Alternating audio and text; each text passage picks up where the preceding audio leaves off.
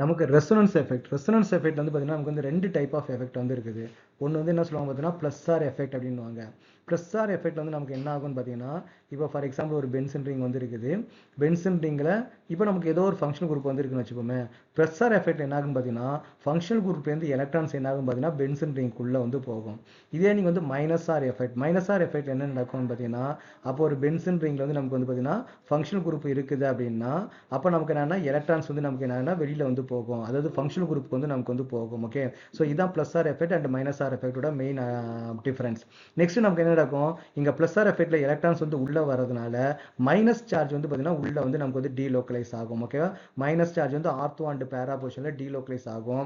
இங்கே நமக்கு வந்து எலக்ட்ரான்ஸ் வந்து வெளியில் போகிறதுனால பாசிட்டிவ் சார்ஜ் என்ன ஆகும்னு பார்த்தீங்கன்னா நமக்கு வந்து உள்ளே வந்து நமக்கு வந்து டீலோக்கலைஸ் ஆகும். அப்போ நமக்கு வந்து ஃபங்க்ஷனல் குரூப் தான் நமக்கு வந்து டிசைட் பண்ணுது எலக்ட்ரான் வந்து உள்ளே கொடுக்கணுமா இல்லை வெளியில் வாங்கணுமா அப்படின்னு சொல்லிட்டு. அப்போ என்னென்ன ஃபங்க்ஷனல் குரூப்லாம் நமக்கு வந்து எலக்ட்ரான்ஸ் வந்து உள்ளே கொடுக்கும் அப்படின்னு வந்து பார்த்தீங்கன்னா, அப்போ ப்ளஸ் ஆர் எஃபெக்ட் வந்து நமக்கு சூட்டபிள் ஃபங்க்ஷனல் குரூப் என்னன்னு பார்த்தீங்கன்னா, அதில் வந்து பார்த்தீங்கன்னா டபுள் பாண்டோ ட்ரிபிள் பாண்டோ இருக்கக்கூடாது. ஃபார் எக்ஸாம்பிள் வந்து குளோரின்ல நமக்கு என்னது டபுள் பாண்டோ ட்ரிபிள் பாண்டோ கிடையாது. அப்புறம் ஆல்கஹால் குரூப்ல நமக்கு என்ன கிடையாது, டபுள் பாண்ட் ட்ரிபிள் பாண்ட்லாம் கிடையாது. அப்புறம் NH2 நமக்கு வந்து டபுள் பாண்ட் ட்ரிபிள் பாண்ட்லாம் கிடையாது. அப்போ டபுள் பாண்ட் ட்ரிபிள் பாண்ட் இல்லை அப்படின்னா அது ப்ளஸ் ஆர் எஃபெக்ட். அப்போ எலக்ட்ரான்ஸ் வந்து நமக்கு வந்து உள்ளே போகும்.